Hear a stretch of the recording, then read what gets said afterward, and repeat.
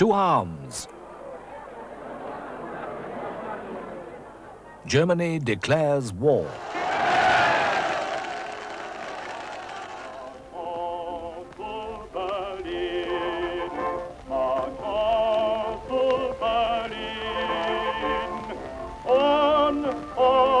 Sons of France, reason and Russia too, will fight for the right.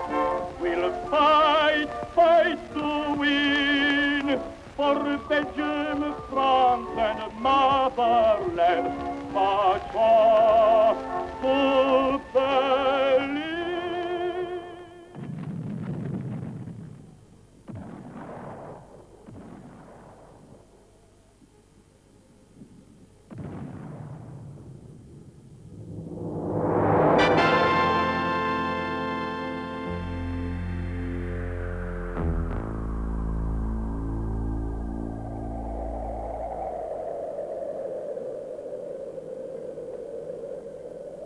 Christmas in the trenches.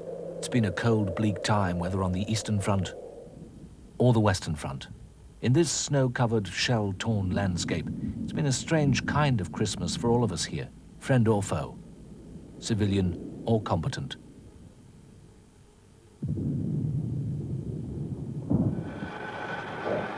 We all set off in high hopes in August to celebrate a swift victory in Berlin, or as the Germans thought, in Paris, and then be home before the leaves fell, or anyway, by Christmas.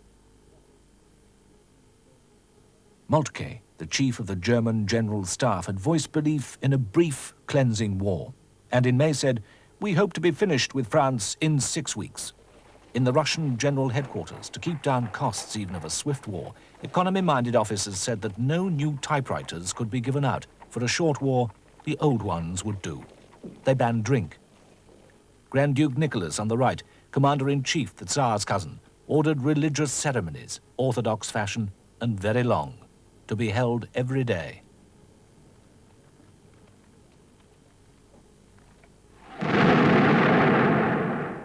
But the war has now reached stalemate. The Kaiser and his son's hopes for what they wanted for Christmas have been dashed. But so too of those of the Allies.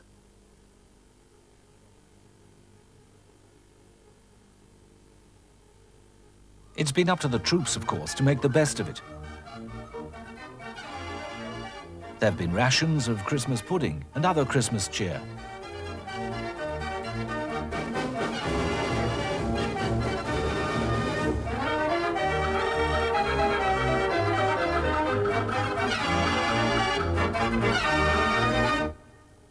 The Germans even put up some Christmas trees by their trenches. And one eyewitness has reported that a German NCO started his fellows off in some marching tune.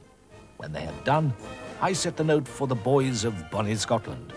And so we went on singing everything from Good King Wenceslas to O Lang Syne, which we all, English, Scots, Irish, Prussians, Württembergers, joined in.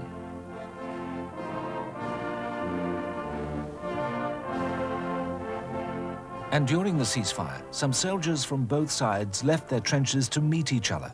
A football match was reported between the Lancashire Fusiliers and a Saxon unit, and that the Fusiliers won 3-2. Such photographs have been heavily censored. It's rumoured that the high commands on both sides are appalled by these meetings, believing such fraternization is bad for morale. And morale is very important at this time, as a rather sour American socialist cartoon pointed out this month with Christmas cheer. Don't be discouraged. The doctor says you'll be back on the firing line in a week. But of course, we're all confident that once winter is over, a spring push will be possible. But just why hasn't there been a swift victory as most of the generals, on both sides, expected? As well as the men who rushed so eagerly to go off to war. What's gone wrong with the plans so carefully laid, we now know, over the past 10 years? All countries have planned for the wars they've felt most likely to happen. Germany, with her allies Austro-Hungary and Italy forming the Triple Alliance since 1882, had long feared threats on two fronts after France and Russia became allies in 1894, the two great powers most likely to be hostile to Germany. Count von Schlieffen, the German chief of staff at the time, drew up a secret war plan. He thought it would take Russia at least 6 weeks to get her armies ready in such a vast country, with far fewer railways than in Germany. The German forces would have that time to defeat France, relatively undisturbed by Russia. Yet the Franco-German border is short. It's also heavily fortified, so a direct attack across the border would probably fail. Schlieffen thought the answer was for German troops to go round the French northern flank, through neutral Belgium, Holland and Luxembourg. Here on the plains of Flanders, there'd be the space to maneuver the vast modern armies. Paris was to be encircled. In 6 weeks, the French army would be surrounded and destroyed. It was known that an attack via Belgium, whose neutrality was guaranteed by international treaty, might bring Britain into the war, as this recruiting poster indeed shows. But this risk had been discounted, because Britain was mainly a great naval power, as the sight of the fleet assembled ready for action at Scapa Flow on the eve of the war showed the world. The Germans also thought a naval blockade of her ports wouldn't have time to take effect in a short war.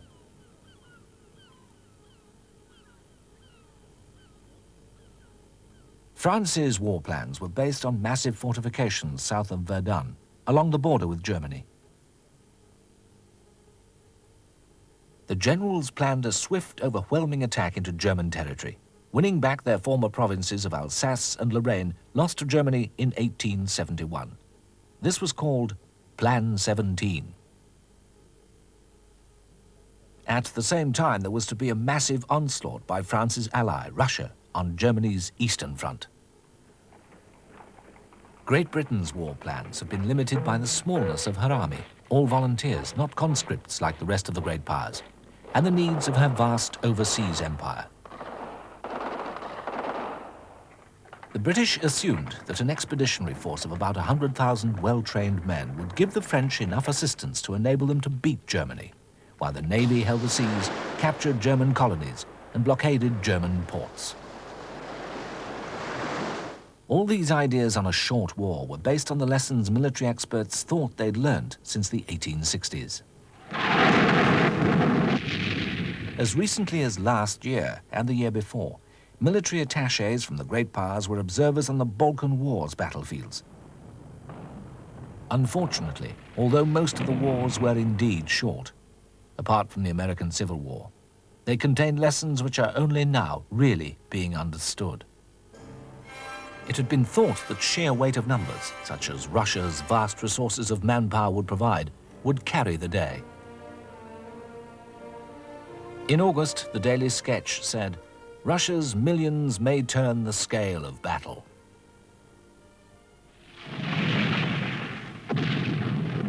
The firepower of the new improved weapons, it was thought, must bring about a swift victory. The French have believed, as their generals have always stressed, that success depends far more on forcefulness and tenacity than on tactical skill.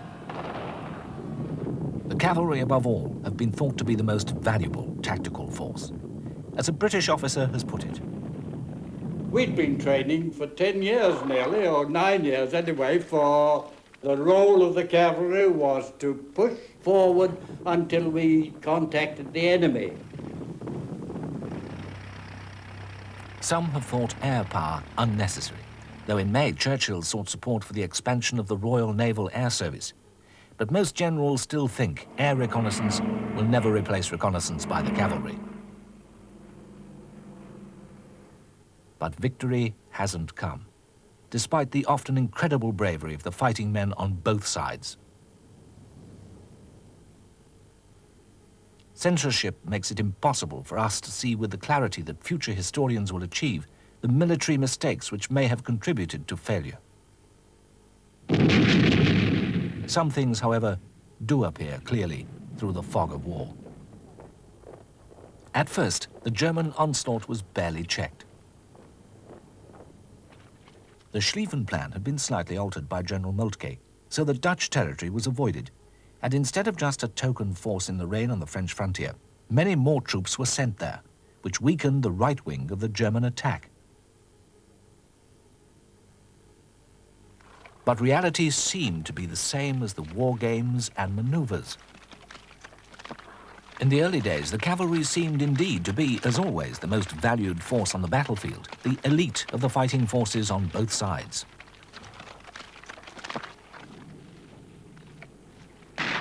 At times, the cycle corps have seemed equally mobile and effective.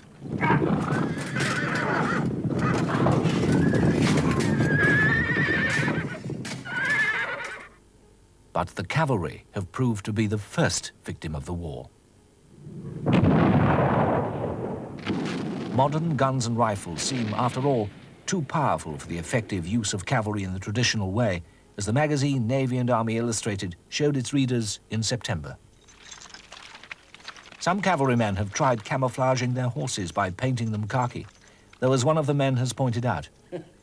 But of course it didn't last long, because the first shower took a good deal of it off, and then the sweat of their various actions takes the colour off the horse. The infantry, attacking across open land, have proved too easy a target for machine gunners. The French, for example, may look brave in their red and blue uniforms with bayonets shining, but their Plan 17 has been shot to pieces in bloody battles. Camouflage can help, but not in forward attacks. Nearly 20 years ago, a remarkable forecast of what the next war would be like was published by a Polish banker, Ivan Bloch. Listen to his words, look at the pictures of our war, and judge whether his fearful forecasts are coming true.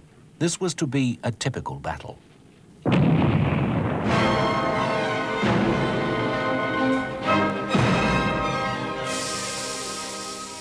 The distance is 6,000 meters from the enemy. Shells tear up the soil and burst. In a short time, the crew of every gun has ascertained the distance of the enemy. Then every projectile discharged bursts in the air over the heads of the enemy, raining down hundreds of fragments and bullets on his position. Men and horses are overwhelmed by this rain of lead and iron. Now they are but 2,000 meters away. Already the rifle bullets whistle round and kill, each not only finding a victim, but penetrating files, ricocheting and striking again. The firing lines will advance one after the other. Battalions will march after battalions. Finally, the reserves will follow. Yet with all this movement in the two armies, there will be a belt 1,000 paces wide, separating them as by neutral territory, swept by the fire of both sides, a belt which no living being can stand for a moment. The ammunition will be almost exhausted. Millions of cartridges, thousands of shells will cover the soil. But the fire will continue until the empty ammunition cases are replaced with full. The moment will approach when half the combatants will be mowed down. Dead and wounded will lie in parallel rows, separated one from the other by that belt of 1,000 paces, which will be swept by a crossfire of shells which no living being can pass.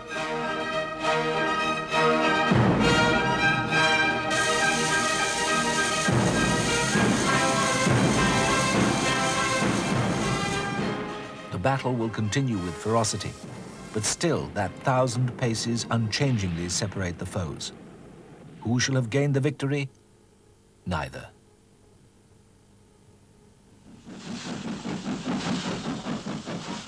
The railways have made it easy to mobilize men, horses, and supplies. But once off the trains and dependent on human and animal muscle power, the strain soon tells.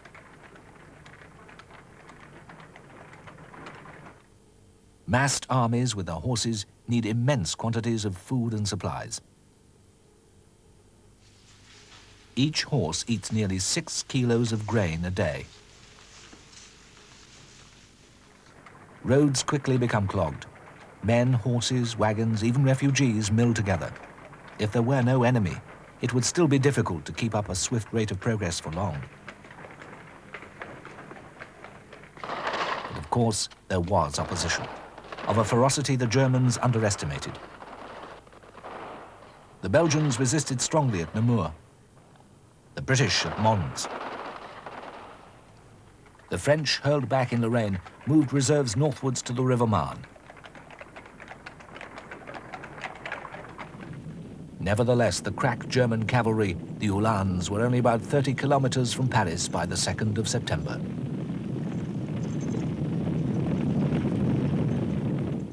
Paris was bombed. The government moved out.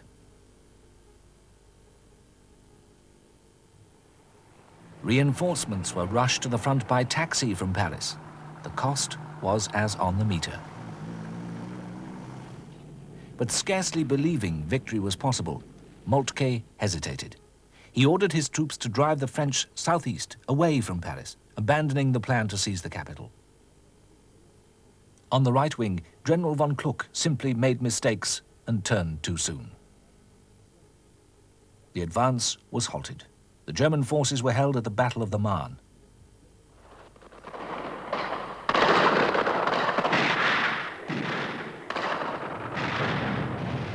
But since October, a war of movement has come to an end. All attempts to outflank the enemy by either force have failed. Trenches now run from the Channel to Switzerland. The same problems seem to be emerging on the Russian front as well.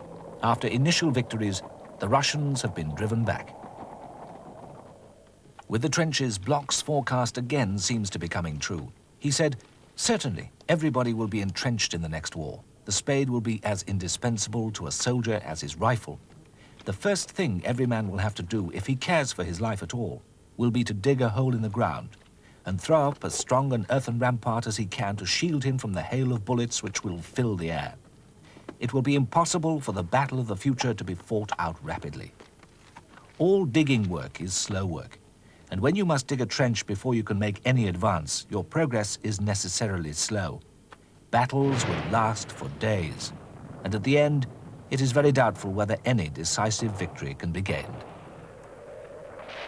An objective observer looking at such scenes might think that all the powers should come to a conference table and seek an honorable peace. But would this be possible while German troops are entrenched in French and Belgian fields? Can the Germans, people or government, be satisfied with less than total victory? Have too many promises been made and too many lives already been lost for peace to be possible? If peace doesn't come soon, we still face great problems. How do we get out of stalemate? Should millions more men be sent, as Winston Churchill recently put it, to chew barbed wire in Flanders? Can mobility be restored? Can the combustion engine replace the horse? Will aeroplanes become the new cavalry? Can new weapons solve the problem? As the Daily Mirror has shown, the war of the big guns, British batteries that are changing the history of the world. Can new fronts be opened up, perhaps in the Balkans? Can the British Navy do more than blockade German ports? If the war continues for long, then all countries will face increasing hardship and economic difficulties. How will civilian populations respond? Will it be, as Mr. Bloch has said, that nothing will be demonstrated by the next war, if it is made, in spite of warnings, but the impossibility of making war, except, of course, for the purpose of self-destruction? War, therefore, has become impossible, except at the price of suicide.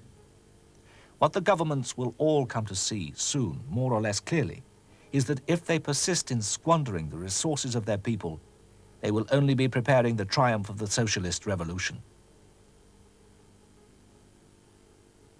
Will even 1915 see the end of it all?